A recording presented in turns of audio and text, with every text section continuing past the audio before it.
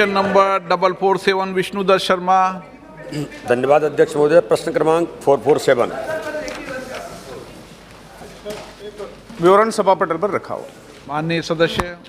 माननीय अध्यक्ष महोदय, मेरा जो प्रश्न है खजुराहो बर्ड हेरिटेज का क्षेत्र है और वहाँ पर माननीय प्रधानमंत्री जी ने खजुराहो को 17th आइकॉनिक सिटी में भी शामिल किया है। इसके लिए मैं माननीय प्रधानमंत्री जी का धन्यवाद भी करता हूँ। मैंने जो प्रश्न किया है उसमें माननीय मंत्री जी ने जो जवाब दिया है, जवाब विस्तृत आया है, मैं उनको धन्यवाद करता हूँ। उन्होंने स्वदेश दर्शन योजना से लेकर के जो प्रतिष्ठित पर्यटक स्थलों का विकास, इसका जो उल्लेख किया है, मैं आदरणीय मंत्री महोदय से जानना चाहता हूँ कि खजुराहो जो मेरा क्षेत्र है, पर्यटन के विकास के लिए इसे MICE meeting, incentive, conferences and exhibitions hotspot के रूप में विकसित करने की योजना है। इसमें केंद्र सरकार की तरफ से क्या सहयोग किया जा रहा है, इसके बारे में जानना चाहता हूँ। साथ ही खजुराहो का पर्यटन का विकास वहाँ की स्थानीय जनता को केंद्र में रख करके समन्वित रूप से किया जा रहा है। इसके संबंध में जो सांस्कृतिक धरोहर के संरक्षण और विकास में प्रतिभागी बन सकें, बल्कि स्थानीय स्तर पर रोजगार सृजन, प्रगति और विकास भी सुनिश्चित हो सके, ये मैं माननीय मंत्री महोदय से इसके बारे में क्या योजनाएं जानना चाहता हूँ। अध्यक्ष महोदय,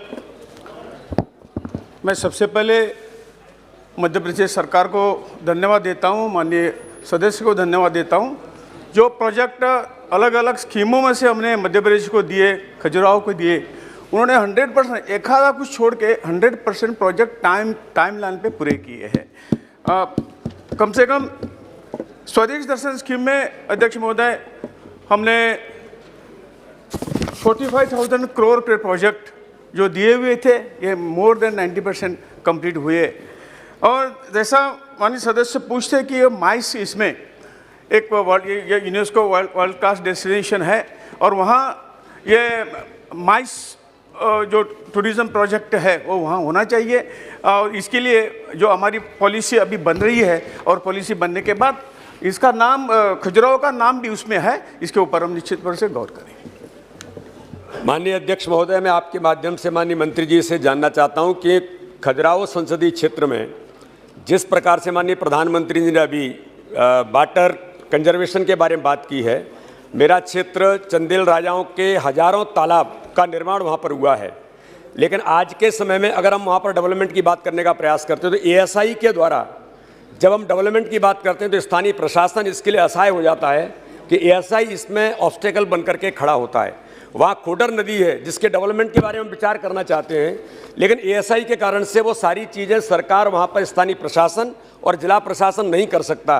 तो मैं माननीय मंत्री महोदय से इसके बारे में आपके माध्यम से जानना चाहता हूँ कि इस प्रकार के डेवलपमेंट के लिए क्या समन्वित प्रयास जो वाटर कंजर्वेशन के लिए, वहाँ के स्थानीय तालाबों के संरक्षण और संवर्धन के लिए और नदी के विकास के लिए, क्या इसकी योजना सरकार कोई बनाएगी? अध्यक्ष महोदय, टूरिज्म मिनिस्ट्री की जो प्रसाद स्कीम है उसके अंदर ये जो एंसेंट साइड है, ASI के साइड है, वहाँ भी ये स्कीम लागू है। और मैं माननीय सदस्य से कहना चाहूँगा कि यदि स्कीम वो जो प्रोजेक्ट नहीं डाला तो कम से कम ये स्कीम में डाल दीजिए।